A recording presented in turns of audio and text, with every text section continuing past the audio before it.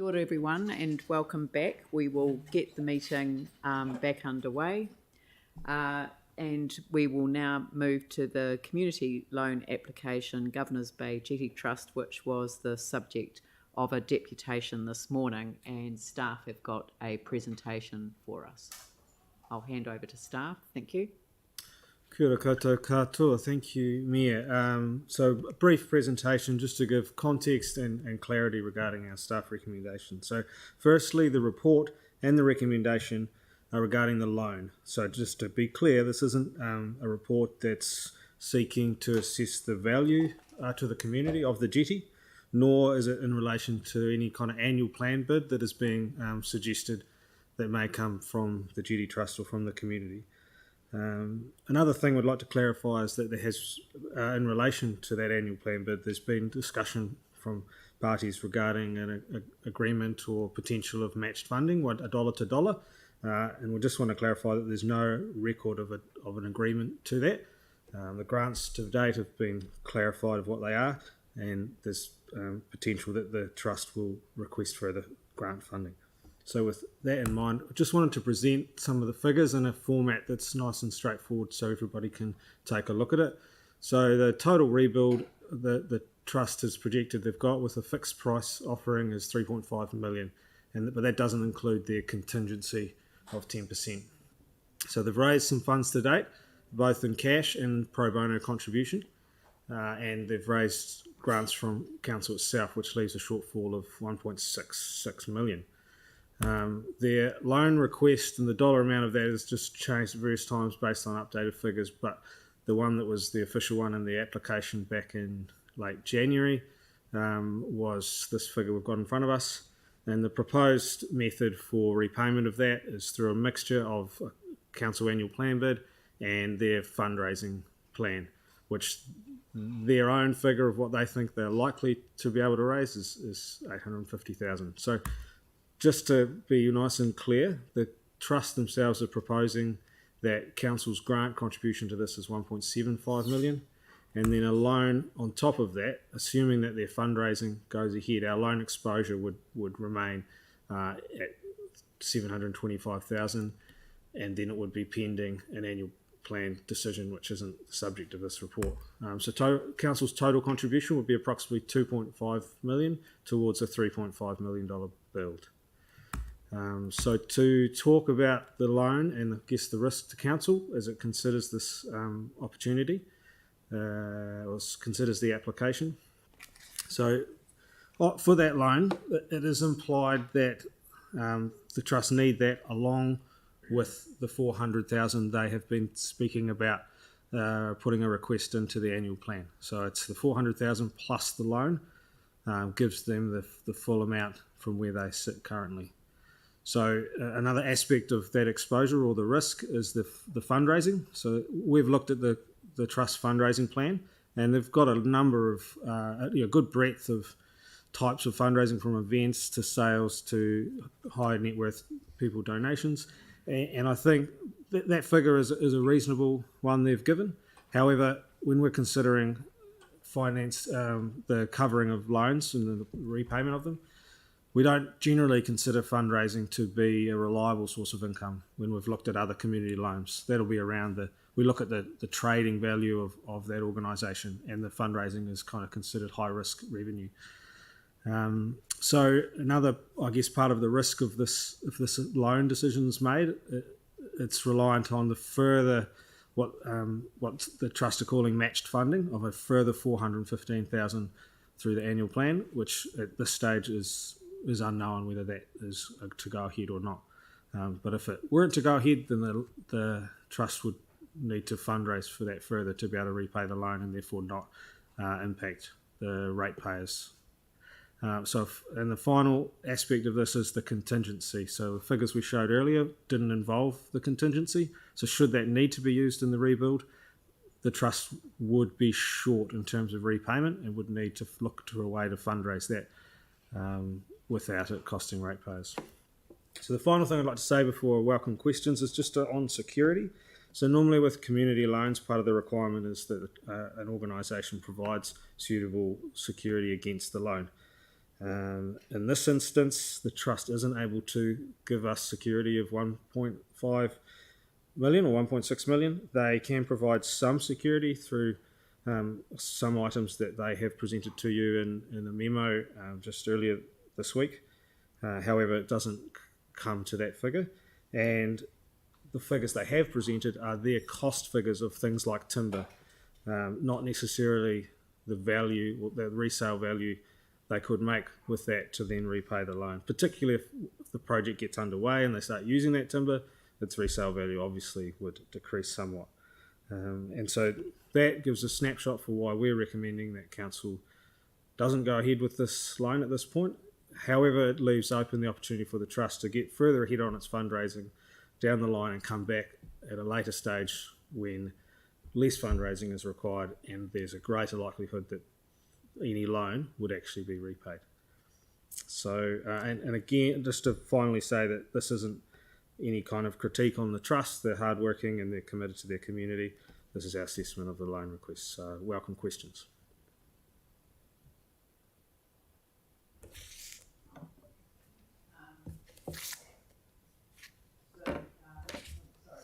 I do apologise.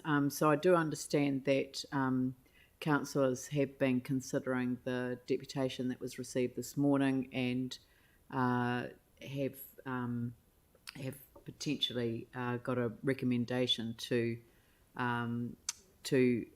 adopt or agree to the loan. But before we do that, I'll just open it up for any questions that you have of staff. I mean, I accept that staff are required to give us the advice, but ultimately it is a council decision as to whether there is an assessment as to the position of the community that might differ from that. Sarah. Thanks for that. When it comes back to a couple of things, when it comes to paying back the loan, do you think that there's a risk that fundraising to pay back a loan would be more difficult because people will go, well, it's just a council, they could write it off, that kind of thing? Or do you think that the that fundraising ability will stay the same the whole way through? Sam? Yes, I think that is a risk. It's a little bit chicken and egg. You would have heard from the trust deputation this morning that they want to launch, that they've announced the launch of the project, that the build date's set, and that will help attract donations, and that may well be true.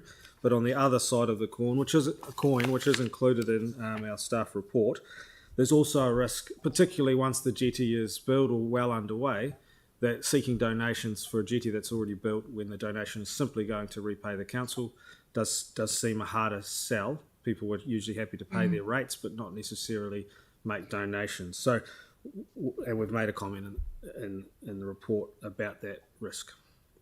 Yeah, and is there a way of, so I know that at the beginning of this term we made a loan to the Madras Square Group, but to mitigate risks we staged the loan based on various sort of target points.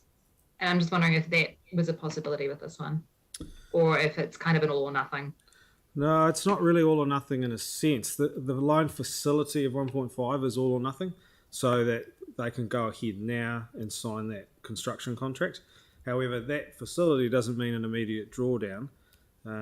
Were the council to make an option to give a loan, then the drawdown would be on a needs basis, and I guess the facility's there, so they could, in theory, they may need to draw down the whole lot to complete the project, or if other aspects such as an annual plan bid or fundraising is successful, they may not need to draw down very much. But I guess once the council approve that facility and they make the commitment to the build, then that's fully at risk. But we would only, council staff would only enable drawdowns as required throughout that build project to limit that risk exactly as you've suggested. Okay, thanks.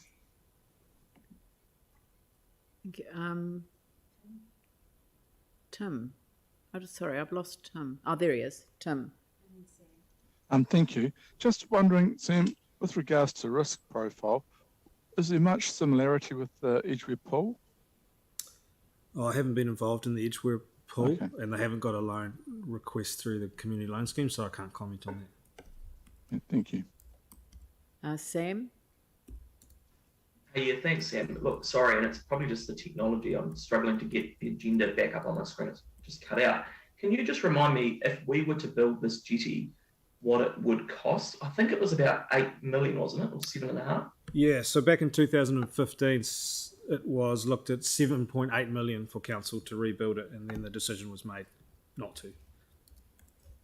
Yeah, so this is substantially lower. Yeah, no, that's fine. I'm sure it'll pop back up on my screen at some stage. Thanks, Sam. Any other questions? All right. Thank you, Sam. So, Andrew, I understand you and Sam, is that right, to move and second the recommendation that we grant the loan? Yeah, I'm very happy to move this. And happy to second it, Right. unless someone else wants to. But We're just going to pop the resolution up on, because I'd love to sort of see whether I'd get away with sight unseen resolution, but I wouldn't do that to anyone. So if we could get that back on the screen so that councillors can see the rewording. So this is that the council grants a council loan facility of up to 1.575 million for up to 5 years to the Governor's Bay Jetty Restoration Trust in order for it to sign a construction contract. Can we just change the spelling of principal to PAL, please, just before I choke? And then end up, A as well. Yep, stands for principal sum, so that's why. Resolves that the loan is conditional. People can read all that, or okay? Do you want to just take a minute to read it?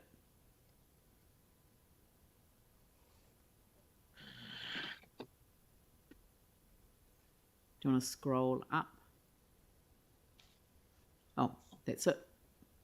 An A on its own.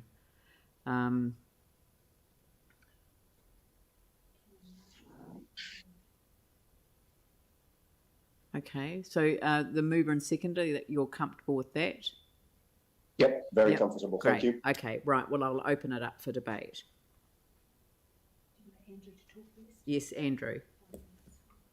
Thank you. Now, I appreciate the reasons for the staff recommendation, and I thank staff for the work that they've done with the group and for the presentation of the report this morning. If we go right back to when the new council took office in 2013 after the earthquakes, and there were a number of facilities around the city that were in need of repair and reinstatement. We talked a lot at that time about community partnerships, about match funding opportunities, about community-led earthquake recovery projects. And in various strategic documents since then, we've talked about enabling communities to own their own future. And we've expressed other really positive aspirations and plans around community partnership, around co-governance, around shared responsibility, community ownership, community placemaking, and so on. The Governor's Bay Jetty Restoration Trust is really representative of all of those partnerships, those strategies, those aspirations in action. And we're fortunate to have the quality, the caliber, and the commitment of the trustees, some of whom we heard from this morning, driving this project.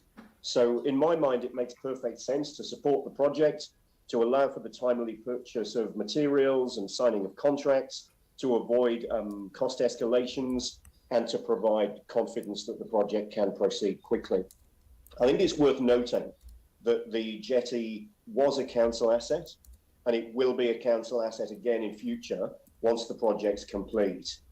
But more to the point, the work will have been done in a way that's community-led, community-owned, and a whole lot cheaper, substantially cheaper, in fact, as we've just heard, than the way that council would have delivered it if indeed we'd been able to do this ourselves. So what we're looking at is a unique situation in unique circumstances. And I think we need to look at the security situation in that context. So there's no security available to the extent that would be normally required, or there's not the amount of security that would normally be required, but that's actually because of the particular circumstances of this project. So this is, in my mind, community action at work. The sense of community ownership is obvious through the fundraising work that's already happened and that's planned, through the regular meetings, the trust meetings, and the strategic approach of the trust, and its very capable and very committed trustees. I've attended a number of fundraising events, and I'm confident that the fundraising ability of the group and the confidence that they've expressed is there. And I'm also very aware of the commitment of the Governor's Bay community and well beyond to this project and to fundraising as well. So approving this loan will provide the confidence to sign the construction contract. It may or it may not need to be drawn down or fully drawn down for the reasons that have already been made clear. But we've got an opportunity in front of us today to support this, to provide confidence and to allow the project to proceed in the best way. I believe we should take that. So I'm very pleased to have this in front of us to be able to support it today. I've been a strong supporter of this project since its inception, and I'll be supporting it today and encourage others to do the same. Thank you. Sorry, it's harder for me to see from this angle. So I've got Phil Major, James Goff and Pauline Cotter. Okay, hi, can you hear me? Yep, that's fine. Yep, fine. I with you totally, Andrew, on this. I went and saw these guys. I've never come across such a passionate group of people who really know what they're doing. And as you said, they are in effect saving us $4 million, because if we did it, would have been the thick end of 7.5. They're doing it for 3.5. You know, a lot of pro bono work has been done. It's a good benefit for the community. All the deck timber has already been cut from trees in Banks Peninsula, and it's all ready to go and ready to be installed. And the guys have even gone to the point of using the offcuts of the deck timber to make outdoor furniture, and they're selling that. They're so passionate about it. But the fixed price contract that they've managed to get is very important. And one of the exciting things about it is the pro bono work has created, they've got their consent and they're ready to go. It's not as if it's a pipe dream and it's way down the track. The minute they sign this thing, these trees will start to be, I think I've got this right, harvested over in Australia. They're going to be cut down yet and then put in the boat and then put in the container and brought over here. So the lead-in time is quite long, but I fully support this. This is a fantastic thing. And we end up, as you say, getting the jetty back. So it's going to be good for everyone to use. Thank you. Thank you. Jamie? Oh, James? Thank you. Yeah, well said from both Phil and Andrew, but I tend to agree. I think, in my view, the community loan scheme is an ideal mechanism to help this community reinstate a key piece of local infrastructure that's been sorely missed. And I think, for me, it ticks a number of boxes, but in particular, it's about enabling a local community to deliver something and have ownership in something themselves that, were we to do it, would be costing us significantly more and taking a lot longer. So this is a passionate and committed group. Personally, I want to commend them, but I think more importantly, I want to be part of a council that gives them a helping hand to achieve this. And I just think I think it's superb. So well done them, and I'd implore you to support this. It's a very, very good cause. And Pauline? Thank you. Look, I'm not going to repeat what these other guys have said, even though I was going to say the same thing. But I just really think that one of the staff's reasons for the recommendation was, they had doubt about the fundraising because it's not a guaranteed form of income. But I don't have a doubt. I think this is an incredibly capable group that's proven to us that they are delivering. So therefore, I see this as an extremely low to zero risk. I really do. And the other thing I like about this group is they've got vision. I love the way that they're wanting to relocate the old Canterbury Yacht Club and the Motorboat Club from Littleton to this area once they've done the wharf. And this is exactly what we want to see. We want to see activated communities that work together, delivering their own projects that they've all agreed upon that they need in their communities, not us telling them what they need. They know what they need. And then we need to walk beside them and support, though. So what they're going to do with their energy, their vision, and the thousands and thousands of volunteer hours that they're putting into this is they're going to create an amazing community hub that brings the community together and creates resilient, strong communities. And that is what I'm so passionate about there. So for that reason, I'm really, really happy to support this today. And I know they'll do well, but I repeat again that if there's anything council can do to help them apart from this loan, there's other ways we can make things easier for them at times, that I really want a commitment from our staff that they will do that. Thank you. Thank you. Jimmy Chen. Okay, thank you, Mayor. Yes, I just briefly, yes, because we recall this trust and make the submissions during our long-term plan for at least a couple of times. We all was impressed with the presentation, because they are keen, as a community and working together. And also this is a community leader for fundraising to make that happen. And also council policy, we encourage, community, they can take a lead to regarding to those community facility, etc. That's very, very crucial and important. And also we review to the different quote, the cost. The council one is $7.8 million. But they can make it happen. You sign a contract, it's only $3.5 million, much cheaper. So this fixed price contract, I think, is very, very crucial. One aspect to make it more certainty. The other one, no potential cost escalation. That's very, very the crucial and important. So I fully support this one. Thank you. Thank you. All right. So if all councillors could turn their cameras on, so that just requires Catherine Chu and Aaron Kewen to put your cameras on. And that way I can now invite you all, those who support the resolution, to put up your hand. And that very much looks like a unanimous decision, so I don't need to call for those opposed. Well done. Thank you very much. Right, yes, clapping there, I can see in the background. So thank you. The next item on the... And Leanne, just on that one, thanks to Glenn for accepting the late paper to make it work as well, because it wouldn't have happened if she hadn't pushed it from Friday night. Sorry, that you turned into a Dalek there, so essentially that was an acknowledgement that the Chief Executive accepted a late paper onto the agenda, and thank you, Sam, too, for bringing it to our attention so that it could be dealt with in this way. And thank you, Sam, too, for your presentation.